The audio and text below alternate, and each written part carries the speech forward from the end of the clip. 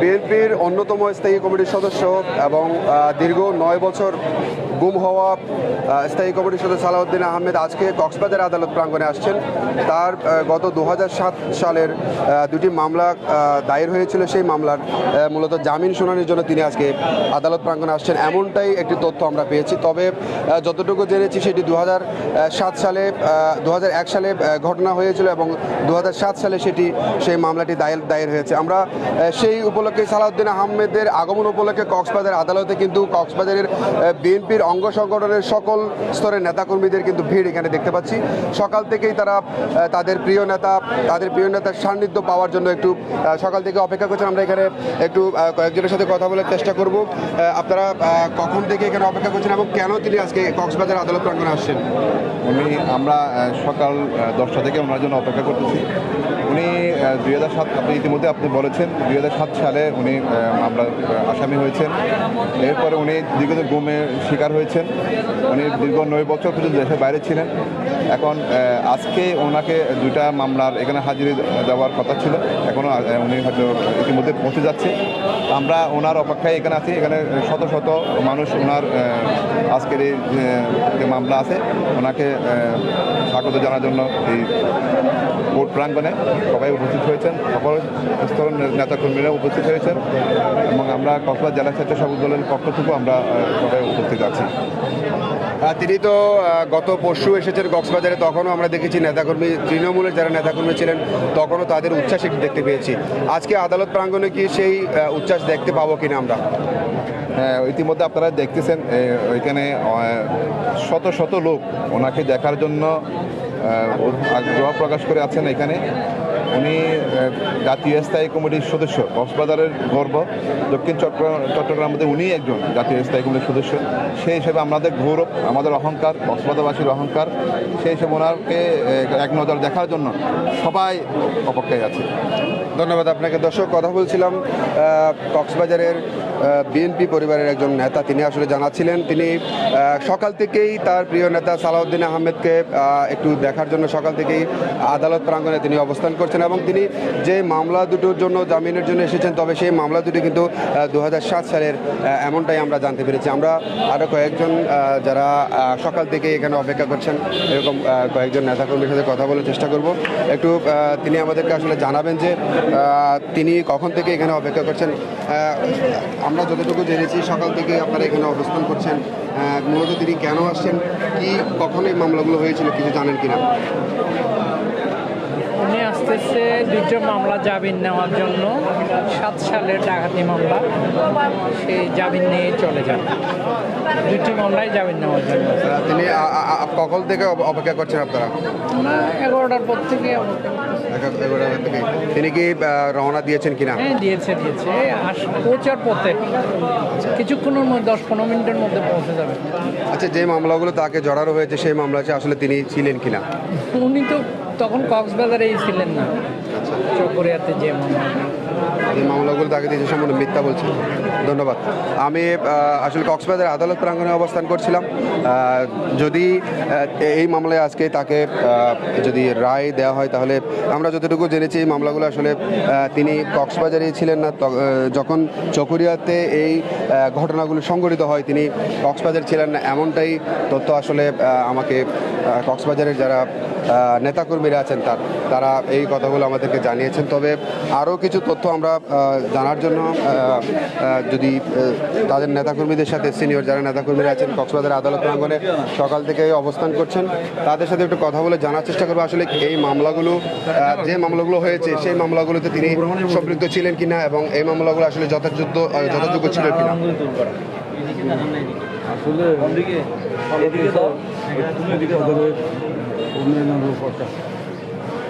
উনি আসলে যেসব মামলা দেওয়া হয়েছে উনি কোনো ধরনের সম্পৃক্ত ছিল না। সব গায়েবী মামলা, যেমন হাজার হাজার নেতাকর্মীর বিরুদ্ধে যেভাবে গায়েবী মামলা হয়েছে, আমাদের প্রিয় নেতা আলহাজ সালাউদ্দিন আহমেদের বিরুদ্ধে এদেরকে গায়েবী মামলা। আমরা তীব্র নিন্দা জানাই। যারা এই গায়েবী মামলায় আমাদের প্রিয় নেতাকে আসামি করেছে তাদের বিরুদ্ধে উল্টো মামলা করার জন্য আমরা ব্যবস্থা নেব ইনশাআল্লাহ। তিনি গত 9 বছর দেশে ছিলেন না। এই দেশে না থাকাতে আপনাদের রাজনীতি ক্ষেত্রে কি সমস্যার সম্মুখীন হয়েছেন আপনারা? না, আলহামদুলিল্লাহ উনি দেশে না থাকলেও উনি ভারতের শিলিগুড়ি থেকে আমাদের তৃণমূলের কর্মীদের খোঁজখবর নিয়েছে। আমরা এই নেতার জন্য দোয়া করি, আল্লাহ ওনাকে সুস্বাস্থ্য দীর্ঘায়ু কামনা করি। উনি বেঁচে থাকলে আমাদের রাত্রিতে হবে, উনি যদি বেঁচে না থাকে আমাদের রাত্রিতে হবে না। আমরা ওনার জন্য দোয়া করি প্রতিনিয়ত। এখন তিনি কক্সবাজারে অবস্থান করছেন, আপনারা যারা তৃণমূলের যারা নেতাকর্মী আছেন তাদের মধ্যে কি আসলে কি অবস্থা বিরাজ করছে, আপনারা কেমন অনুভব করছেন? উনি কক্সবাজার আসার পরে একটা উৎসব মুখর পরিবেশ বিরাজ করছে, সবাই আনন্দিত, তৃণমূলের কর্মীরা অত্যন্ত আনন্দিত, আমরা আনন্দিত। আমরা অনেকদিন পরে আমাদের হারানো অভিভাবককে পেয়েছি, যে অনুভূতি সেই অনুভূতি আমরা এখন আনন্দিত উপভোগ করছি। ধন্যবাদ আপনাকে। দর্শক, কথা বলছিলাম কক্সবাজারের শ্রমিক দলের সভাপতি রফিকুল ইসলামের সাথে। আমি একটু কক্সবাজারের জেলা বিএনপির ছাত্র বিষয়ক সম্পাদক রাশেদুল হক রাশেদ, তিনি সাবেক ছাত্র দলের সভাপতি ছিলেন। আপনি একটু জানাবেন যে আমরা দেখেছি তিনি যখন গুম হয়েছিলেন আপনি 61 দিন যাবৎ আপনি নানান কর্মসূচি পালন করেছিলেন এবং নানান মামলা হামলার শিকার হয়েছেন। এখন তিনি কক্সবাজারে এসেছেন, আপনাদের মধ্যে কেমন অনুভব বিরাজ করছে? সালাউদ্দিন আহমেদ যখন গুম হয়ে যায় তখন 61 দিন কক্সবাজার জেলা ছাত্রদল, তখন ওই সময় আমি ছাত্রদলের সভাপতি ছিলাম। এই 61 দিনের মধ্যে 61 দিনই বাংলাদেশের সকল প্রিন্ট এবং ইলেকট্রনিক মিডিয়া ডেকে আমরা কর্মসূচি ঘোষণা করেছিলাম। আমাদের নেতাকে ফিরে পাওয়ার জন্য আমরা আন্দোলন সংগ্রাম অব্যাহত রেখেছিলাম। প্রতিদিনই কোনো জেলা, শহর, কলেজ সমস্ত জায়গায় আমাদের আন্দোলন কর্মসূচি ছিল এবং সেই কর্মসূচিগুলোর মধ্যে জেলা ছাত্রদলের নেতৃবৃন্দকে সাথে নিয়ে আমরা ওই কর্মসূচিগুলো অংশগ্রহণ করেছিলাম। আমাদের মনে দৃঢ় বিশ্বাস ছিল এবং সৃষ্টিকর্তার প্রতি আস্থা ছিল। এই মহান এক জাতীয় নেতাকে আমরা কখনো হারাতে পারি না, কারণ এই দেশকে এবং দেশের মানুষকে, দলকে দেওয়ার জন্য অনেক কিছু ওনার মধ্যে লুকায়িত আছেন, সেগুলো না দিয়ে আল্লাহ ওনাকে নিয়ে দিতে পারে না। সেজন্য আমরা মনে করেছিলাম আমাদের নেতা আমাদের মধ্যে ফিরে আসবে, ইনশাল্লাহ ফিরে এসেছেন। এখন সারা বাংলাদেশে যে নেতৃত্ব ওনার তৈরি হয়েছে, যে আকাঙ্ক্ষা ওনার প্রতি মানুষ করে, সেটা এখন মানুষকে সুন্দরভাবে সাবলীলভাবে যাতে দিতে পারে সেই দোয়া আল্লাহর কাছে প্রার্থনা করি। আমরা তো খুশি এবং আমাদের নেতাকর্মীরাও সবাই উজ্জীবিত এই সালাউদ্দিন আহমেদকে ফিরে পাওয়াতে এবং সুস্থভাবে সুন্দরভাবে শিলংয়ের যে আদালত ওনাকে মামলা দিয়েছিল সেই মামলাগুলোর মধ্যে বেকসুর খালাস পেয়ে উনি যে বাংলাদেশে এসেছেন, সেজন্য আমরা সবাই মনে করি ওনার কর্মী হিসেবে মর্যাদা আত্মমর্যাদা আমাদের যে তৈরি হয়েছে, সেজন্য আমরা সবাইকে নিয়ে ওনার নেতৃত্বে এই কক্সবাজার সহ গোড়া বাংলাদেশে আমরা ওনার নেতৃত্বে এগিয়ে যাবো ইনশাল্লাহ। ধন্যবাদ আপনাকে। আমি একটু স্বেচ্ছাসেবক দল নেতা আফসার কামালের সাথে একটু কথা বলার চেষ্টা করছি। আমরা যতটুকু দেখেছি আপনিও গত যে ফেসিবাদ সরকারের বিরুদ্ধে বিভিন্ন ধরনের আন্দোলন সংগ্রাম করেছিলেন, বিভিন্ন মামলা হামলা শিকার হয়েছিলেন। আপনার পার্শ্ববর্তী একজন নেতা ছিলেন মুজিবুর রহমান। আমি যতটুকু জানি আপনাকে প্রচুর নির্যাতনের শিকার হতে হয়েছে। এখন তিনি আপনার প্রিয় নেতা বাংলাদেশে এসেছেন, আবারও রাজনীতিতে উজ্জীবিত সৃষ্টি হয়েছে। আপনারা আসলে কেমন অনুভব করছেন যে রাজনীতি করতে এসে মাঠে কেমন লাগছে আপনাদের আবারও? আমি আসলে ব্যক্তিগতভাবে সালাউদ্দিন সাহেবের একজন কর্মী হিসেবে সবসময় নিজেকে গর্ববোধ করি। প্রেসিডেন্ট জিয়াউর রহমানের হাত ধরে যে কয়েকজন কর্মী এই বিএনপির আজকে নেতৃত্ব স্থানে যাওয়ার মতো যোগ্যতা অর্জন করেছিল, তার মধ্যে আমাদের প্রিয় নেতা আলহাজ সালাউদ্দিন সাহেব একজন, যার মধ্যে দেশপ্রেম, মানুষের প্রতি ভালোবাসা, বড়জনের প্রতি শ্রদ্ধাবোধ আমরা দেখেছি। সেজন্য আমি সবসময় অনুপ্রাণিত ছিলাম যে আমাদের দেশে পরিবর্তন আসবে এবং এই আমাদের প্রিয় নেতা আলহাজ সালাউদ্দিন আহমদের হাত ধরেই পরিবর্তনটা আসবে। এবং আপনারা জানেন, আমরা গত কয়েকদিন আগে এই নুরুর এক সেক্রেটারি জেনারেলের কাছ থেকে শুনেছি এই পেশিবাদ সরকারের পতনের মধ্যে যে কয়েকজনের হাত রয়েছে, যাদের হাত ধরে, যাদের বুদ্ধি দূরদর্শিতার মাধ্যমে এই দেশে নতুন করে স্বাধীনতা অর্জন হয়েছে, তার মধ্যে অন্যতম হচ্ছে আমাদের প্রিয় নেতা আলহাজ সালাউদ্দিন আহমদ। উনি আসার পর থেকে নিজেকে সবসময় অনুপ্রাণিত, যেটা হারিয়েছিলাম সেটা আর মনে পড়ে না। বারবার মনে হয় একটা জিনিসেই, আমরা কোনোদিন কোনো কিছু হারাইনি, আমাদের মধ্যে সব কিছু ছিল, এখনও আছে, ভবিষ্যতেও আমরা এই দেশপ্রেম আমাদের মধ্যে বিদ্যমান থাকবে, এই প্রত্যাশা আমরা সবসময় করি। বিএনপির সামনে ক্ষমতায় আসতে পারে, নির্বাচন হতে পারে। এই নির্বাচনের ক্ষেত্রে আপনাদের কি মূলধারা, কী ধরনের নির্দেশনা দেওয়া হয়েছে আপনাদের? আমাদের প্রিয় নেতা আলহাজ সালাউদ্দিন আহমেদ আমাদেরকে বলেছেন, বিএনপি জনগণের দল, তোমরা জনগণের পাশে থাকবা। জনগণ যখন যেই সময় জনগণের দুর্দশা আসবে, তোমাদেরকে পাশে থাকতে হবে।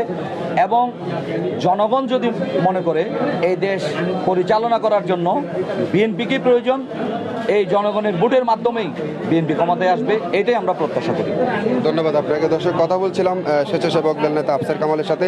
আমি একটু উকিয়া উপজেলার সাবেক ছাত্র নেতা রিদওয়ানের সাথে একটু কথা বলার চেষ্টা করছি। আপনি তো উকিয়া থেকে সকাল থেকে এসেছেন প্রিয় নেতার সান্নিধ্য পাওয়ার জন্য, কেমন অনুভব করছেন আপনি? আদালত প্রাঙ্গণে সকাল থেকে এসে একটু কষ্ট অনুভব করছে, কেমন লাগছে? ধন্যবাদ আপনাকে। আমাদের প্রিয় নেতা আলহাজ সালাউদ্দিন সাহেব কক্সবাজার আসার আগমন উপলক্ষে আমরা সকাল থেকে আজকে সকাল 9টা থেকে এখানে কোর্ট প্রাঙ্গণে দাঁড়িয়ে আছি। ওনাকে ওনার সব কষ্ট শেষ হয়ে যাবে। ওনার চেহারাটা যদি আমরা দেখি, আনন্দবোধ করার জন্য ওনার চেহারাটা দেখে আনন্দবোধ করবো ইনশাল্লাহ।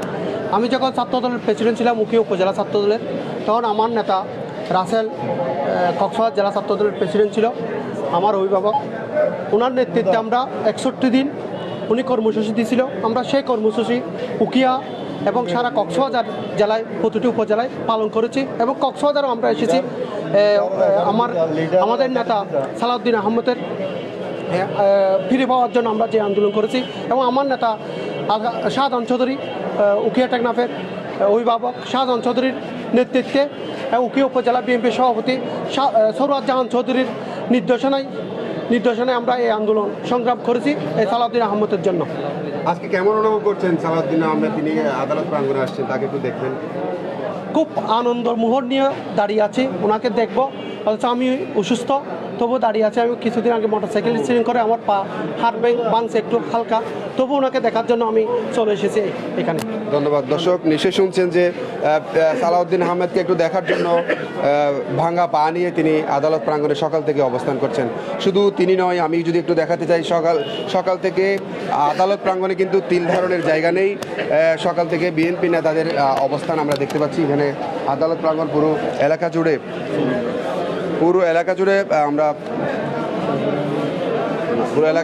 আমরা যদি একটু দেখাতে চাই তাহলে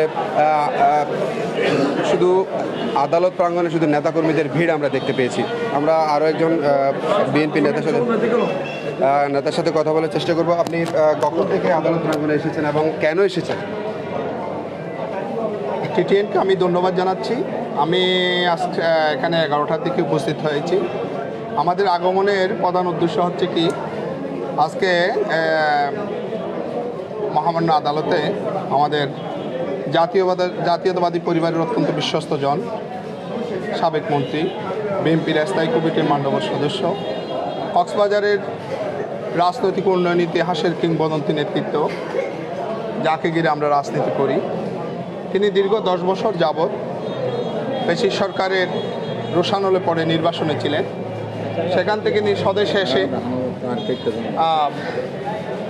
এসেছেন এবং এরই মাঝে 10 বছরের ভিতরে তিনি সব মামলায় জামিনে ছিল, কিন্তু নির্বাসনে থাকাকালীন সময় কিছু মামলায় তার বিরুদ্ধে জামিন ক্যান্সেল করা হয়েছে।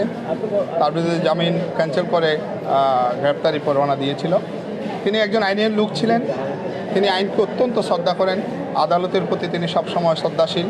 তিনি বাংলাদেশের একজন আইন প্রণেতা হিসাবে আজকে মূলত কয়টি মামলা তিনি জামিন তিনি আজকে 2টা মামলায় জামিন চাইবেন।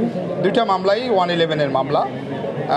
একটা হচ্ছে জিআর 51-7 আর একটা হচ্ছে জিআর 47-7। এই 2টা মামলায় তিনি জামিন চাইবেন। আল্লাহর রহমতে আমরা যারা ওনার সংসদীয় আসন থেকে নেতাকর্মীরা এসেছি, আমরা আশাবাদী মহামান্য আদালত। কোন আদালতে আসবেন আজকে তিনি? তিনি জুডিশিয়াল ম্যাজিস্ট্রেট কোর্ট 4 ওখানেই তিনি সমর্পণ করবেন এবং আমরা আশা করি আদালত আমাদের মহামান্য আমাদের জাতীয় পরিবারের বিশ্বস্ত জনকে ইনশাল্লাহ জামিন দিবেন। আচ্ছা, তিনি কক্সবাজারে আসছেন, আদালত প্রাঙ্গণে আসছেন, সকাল থেকে নেতাকর্মীদের ভিড় দেখতে পাচ্ছেন, কেমন লাগছে আসলে একজন বিএনপি নেতা আসলে তিনি এমন একজন ব্যক্তিত্ব যার এমন একটা মোহ আছে যে তিনি যেখানে যায় সেখানে রাজনৈতিক নেতাকর্মীরা ভিড় জমায়।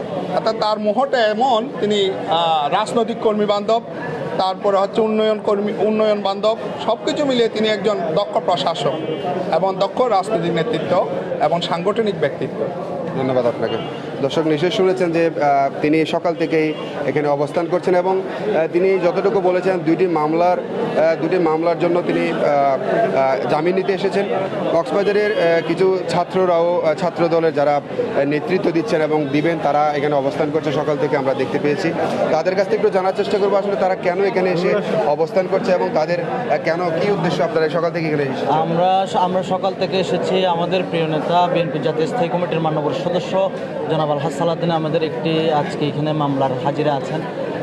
উনি মামলায় হাজিরা দেওয়ার জন্য একটু পরে ইনশাল্লাহ এই কক্সবাজার এই যে কোর্টে আসবেন। এই যে ফেসিস সরকারের আমলে যে মিথ্যা বানোয়াট ভুয়া কিছু মামলা হয়েছিল সেখানে ওনাকে আসামি করা হয়েছিল। আমরা আশাবাদী ইনশাল্লাহ আমাদের প্রিয় নেতা আলহাজ সালাউদ্দিন আহমদ আজকে এই মামলা থেকে বেকসুর খালাস পাবেন, এটা আমরা আশা করছি।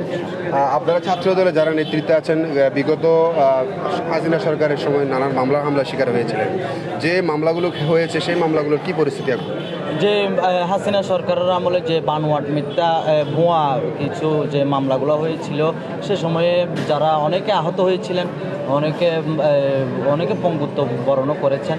আমরা আশা করি ইনশাআল্লাহ এখন যখন একটি এই আইনি প্রক্রিয়া চলছে, এই আইনি প্রক্রিয়ার মাধ্যমে ইনশাআল্লাহ যারা মামলায় কেউ মানে সুষ্ঠু তদন্তের মাধ্যমে ইনশাআল্লাহ সবাই বেকসুর খালাস পাবে, এটা আমরা আশা করছি। বিএনপি নেতা সালাউদ্দিন আহমেদ তিনি দীর্ঘদিন ধরে কক্সবাজারের বাইরে ছিলেন এবং দেশের বাইরেও ছিলেন। তখন রাজনীতি করতে গিয়ে আপনাদের কী কী সমস্যার সম্মুখীন হতে হয়? আমাদের প্রিয় নেতা আলহাজ সালাউদ্দিন আহমেদ যখন 2015 সালের 10 মার্চ এই যে উত্তরের একটি বাসা থেকে গুম হয়েছিলেন, গুম হওয়ার 65 দিন পরে ওনাকে শিলংয়ে যখন পাওয়া গিয়েছিল তখন থেকে মানে এই যে 2015 সালের 10 মার্চ থেকে এই যে মনে করেন এই ফেসিস সরকারের এই যে পেটোয়া বাহিনী দ্বারা বিভিন্ন রকম মামলা হামলা নির্যাতন, আমরা অনেক প্রতিকূলতার মধ্য দিয়ে আমরা আমাদের রাজনৈতিক কার্যক্রম পরিচালনা করে এসেছি। আমরা আশা করি বিএনপি কখনোই সহিংসতা পছন্দ করেনি। অহিংসতার মাধ্যমে ইনশাআল্লাহ আমরা আগামীতেও আমাদের রাজনৈতিক কার্যক্রম পরিচালনা করবো, এটা আমরা আশা করছি। ধন্যবাদ আপনাকে। দর্শক, কথা বলছিলাম কক্সবাজারের জেলা ছাত্রদলের সাবেক প্রচার সম্পাদক আশরাফ ইমরানের সাথে। তিনি আসলে জানাচ্ছিলেন সকাল থেকেই ছাত্র দলের যারা দায়িত্বে আছেন এবং যারা দায়িত্বে আসবেন তাদেরকে নিয়ে তিনি আদালত প্রাঙ্গণে অবস্থান করছেন এবং বিএনপি নেতা সালাউদ্দিন আহমেদ হাসিনা সরকারের যে অবৈধ মামলাগুলো আজকে জামিন নেওয়ার জন্য আদালত প্রাঙ্গণে আসছেন, সেই উপলক্ষে কক্সবাজারের জেলা বিএনপি থেকে শুরু করে সকল স্তরের নেতাকর্মীরা এখানে ভিড় জমিয়েছেন। তিনি একটু পরে আসবেন এবং আজকে ম্যাজিস্ট্রেট 4 আদালতে তার এই মামলার শুনানি হবে, এমনটাই তথ্য আমরা পেয়েছি। এতক্ষণ আমাদের আদালত প্রাঙ্গণে আমাদের সাথে থাকার জন্য ধন্যবাদ।